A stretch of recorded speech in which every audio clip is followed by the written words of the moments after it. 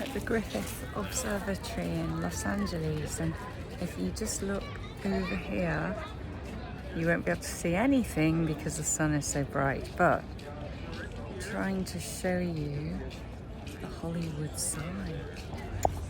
Damn it, it's up there by that beacon, but you can barely see it because of the bright sunshine. Really lovely around here.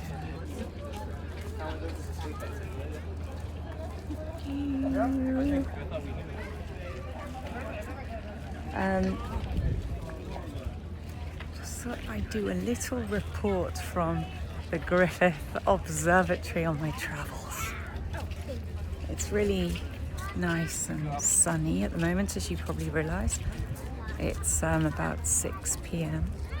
so pleasant sunshine, and I don't want to go in because I want to enjoy the last of the sunshine.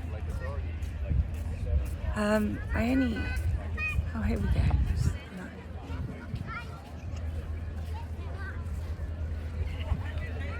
So those of you who have watched East of Eden with James Dean and Natalie Wood will know this is where he comes to with his car. And if you haven't watched it, you should. Yeah, I'm just going to do this little report and then I'll go inside and see if I can see anything in the planetarium. I think I'll just sit down on here. Sit on the grass. Ugh.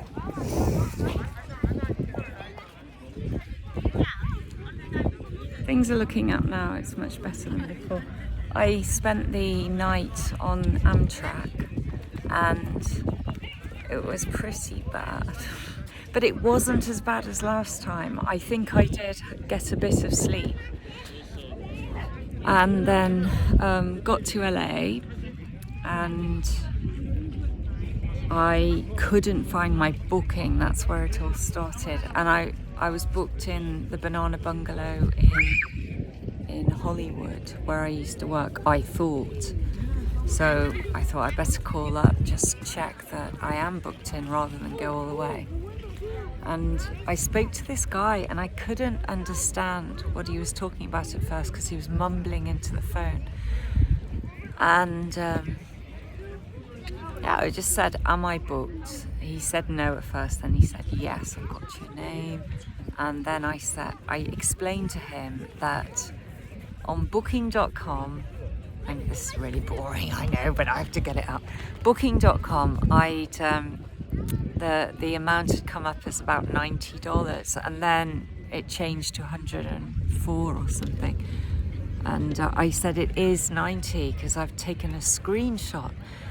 And that's when the problems began, because he was just saying, well, we've got you down for this price and I can't change it, and that's that. If he'd been a bit friendly and understanding, that would have been something different, but he just kept interrupting me and restating it, and then he would read out every part of the amount and the tax and the service charge, and I was saying, I know that. Can I speak to the manager? I am the manager. I didn't believe him. And then he did speak to somebody, and suddenly there were options.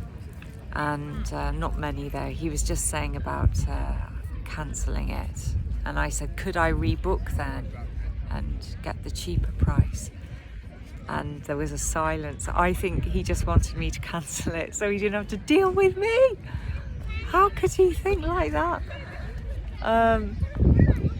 And then it was just really sarcastic and patronising. Not what you want after a night on Amtrak, no sleep virtually, and you're travelling by yourself. You just want a bit of friendliness. And I said, look, I'm coming to the hostel because it's better to speak face to face. And he said, I really look forward to meeting you. Is that not dripping with sarcasm? And I just said, thank you for your sarcasm. And then I turned up there And I wanted to book into the hostel I used to work at, which was the Banana Bungalow in Hollywood. And the pictures I'd seen of this one really looked like the one I'd worked at. But I was a bit unsure about the address. I couldn't remember what the address was, but I thought it was more up in the Hollywood Hills. And when I got there, I knew it wasn't the right one. So I had this problem with the man, and it wasn't where I wanted to stay anyway, and it was really expensive.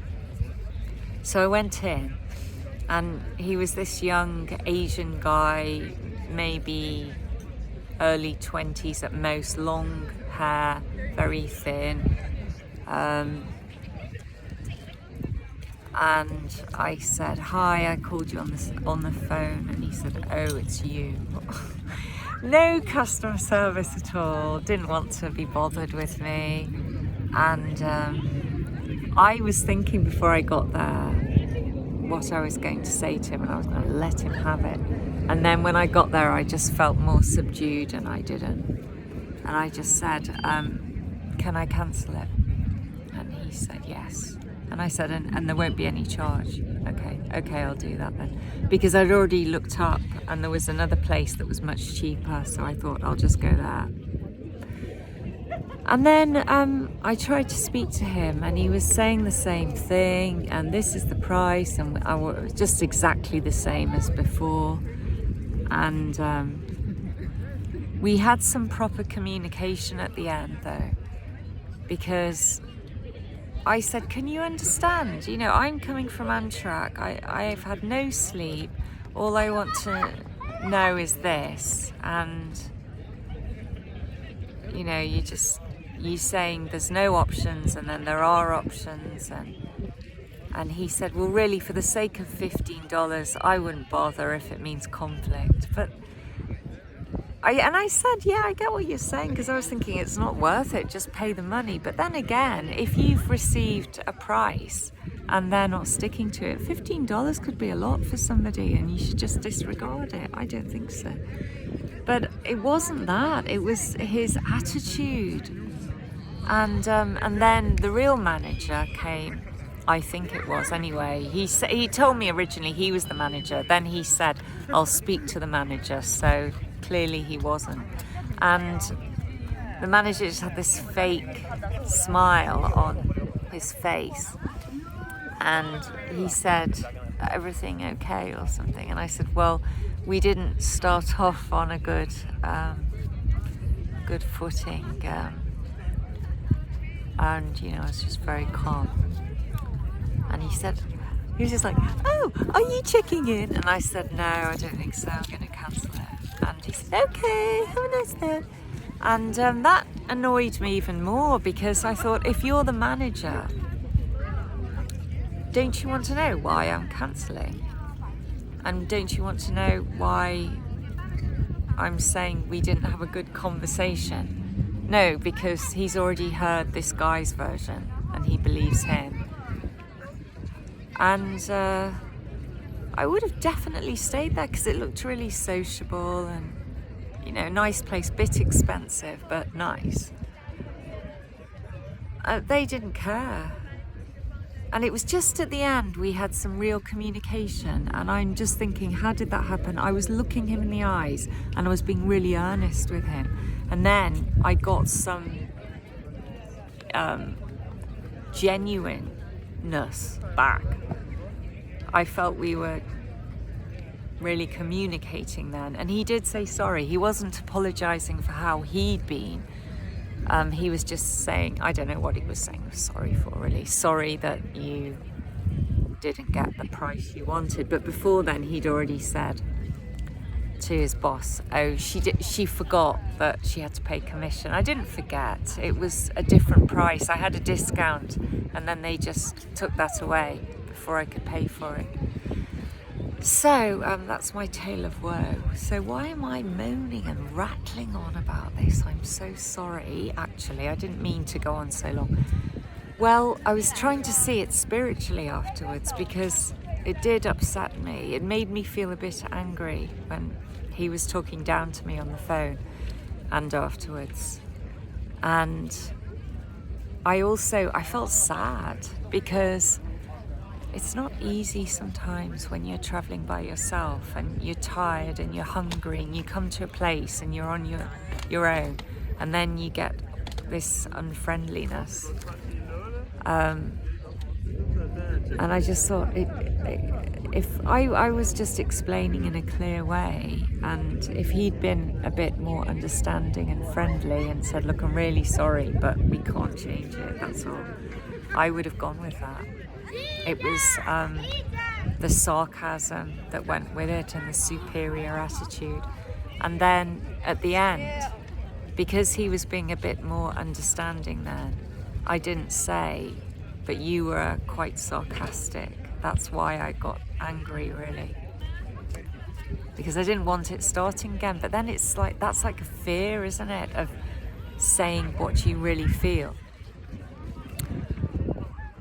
Anyway, I was thinking, how can I get rid of this bad feeling? Because this is such a small thing, really. But we always get worked up about the small things more than the big things sometimes, I think. The bigger things, you just think this is really big and you cope, I think. But the smaller things can get you more worked up because maybe you're thinking it shouldn't be like this, so it's frustrating. And so I was thinking, well, maybe there's a reason for this happening. I'm meant to go to the other hostel. And it's a shame that we disagreed and it didn't feel good, but maybe there's a good reason for it. So just try and open my mind a bit to that. And also that with Neville Goddard, you're thinking all the time that what you're putting out is what you're getting back. So I have to reconcile myself to the fact that I put something out there and this is the return. Is it my self-concept or something else? And that does loosen it up a bit for me, but it still feels like this stubborn feeling of it shouldn't have been like that. And then over a few days, or a day even, any negative feelings start to dissipate by themselves naturally. So I remember that and just think, you have the ups and downs all the time, but you notice them more when you're traveling because you're not so distracted by work, friends, computer. And that's what I notice a lot with the traveling. I have these ups and downs throughout the day.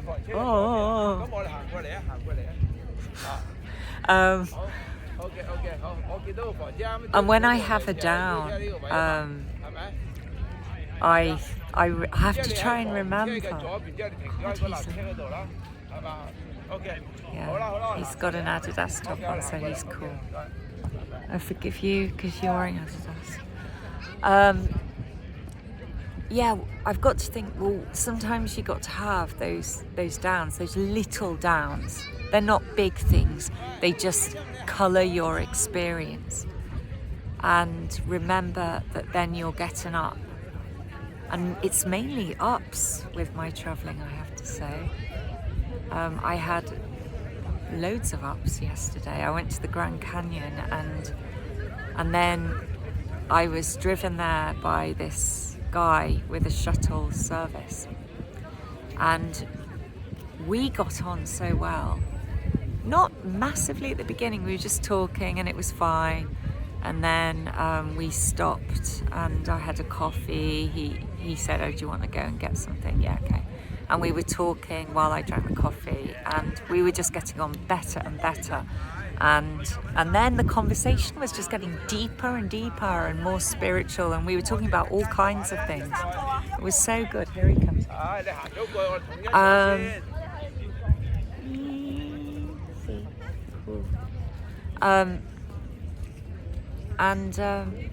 I just felt like I found my friend, not my boyfriend, but it was deeper than that in a way. He was just like a really, really good friend, somebody maybe I've known in another life or something. But the conversation was so easy, it just flowed, and I was really listening to him, and then I'd add something and he'd listen to me, and it was proper conversation, like we were going somewhere with it, not small talk.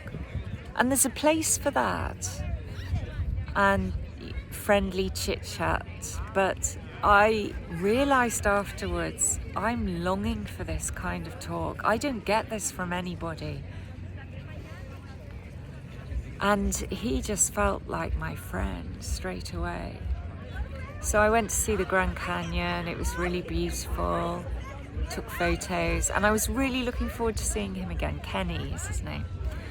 And I knew it wouldn't be the same because it was just me and him on the way, and on the way back it was going to be lots of people. And so I thought we won't be able to speak like we did. And I was talking to this older man. He'd been down on the canyon floor camping and just being friendly to him. And he was okay, but he was just a bit anxious about getting the shuttle, and just wasn't like me and Kenny's conversation. Is there a Kenny in South Park, by the way? Because that name sounds familiar to me. Anyway, I saw him and I said, Kenny, I said, can I sit next to you? And he said, please do. And I was like, yes. And the older man I'd been speaking to, he didn't realise that we got on so well. So I just said a few things to him, and then the attention was on Kenny. And I could feel the older man staring at me when we were talking, and I didn't like it because it was a private conversation, and tried to keep my voice down a lot and not talk about really personal things. But Kenny didn't care. He was going to places where, some people, they wouldn't like to hear what he was saying, but I just thought it doesn't matter. You've just got to not care about what anyone thinks. He's not saying anything. And then it was just really pouring down with rain, and there was thunder and lightning, and the windscreen was really, not flooding, but there was loads of rain on it. And so I just stopped talking to him so much because I just felt that man's going to say, oh, can you focus on the road? And I thought, I don't want him to have that. So, and then the weird thing was, Kenny said to me, I think it's hail. And I was looking at the windscreen to try and see hail, thinking, no way, it was really sunny before, it's summer. And then I looked through the screen and there was snow. There was snow and it was sticking. And I filmed it because I thought nobody's going to believe me, because it was proper summer temperatures. And then it was cloudy, then it was thunder and lightning, then it was snow. It was so weird, all that weather. And then it just stopped. And then we got down to Flagstaff and it was sunny again. It's funny. But yeah, anyway, we had a really good conversation going down as well, because I just lost self-consciousness after a while. But I didn't want to talk about too personal things. And I thought, he's finished when we get to the bottom. I'll say, let's go for a coffee and then we can talk more and swap addresses, and I'll write to you and all that. And we got there, and the older man at the back, he just stayed in the car. And I got out and I said, are you going somewhere else now? And he said, yeah, I've got to drop some of the people off. And I said, oh no, I thought you were ending here and I wanted us to go for coffee. And I said, will you come back here afterwards? And he said, I can't, this isn't my van and I haven't got any transport and I live further away. And so it was a sudden ending, and I felt we got to this point where we'd had this really good spiritual connection, and then I had to be like, bye. And I started crying. And that's not like me, because I just felt I've got to, show him how much I appreciate him. And he was saying, I appreciate you He's such a gentle soul. I appreciate you. And we had a hug, and I can't remember what I said to him. But yeah, I said, you make me feel like I'm a better person. And he did. I'm getting emotional again now.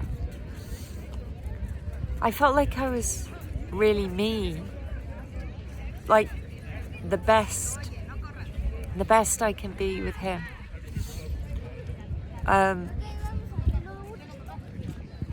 Because I think his gentleness made me feel more gentle, and I was really listening to him, as I said, and then we were really communicating, and it was a kind of softer, gentle, spiritual communication, and it felt really positive. There was no ego there. It was just we were really interested in what the other person was saying, like that. And I don't often feel like that. And then, yeah, I started crying. But I'm glad, because he saw that he had a big effect on me. And I think he was a bit lacking in confidence as well, because he's had a really difficult life. And it's important to show people that you care. So I'm glad I did that anyway. So yesterday was really beautiful. I had that wonderful experience, and then I was sad, got to LA, and then I had this like rough experience that wasn't necessary. And I just realized that every day this is happening to all of us, these ups and downs and ups and downs, and we have an up and we're really happy. And then we have a down and we get really irritated, or however we respond. But it's just, I don't know what to say about that, but just remember that the up's coming when you have the down. I mean, I came here this evening and I didn't feel very good before, and he did say sorry, and I felt better.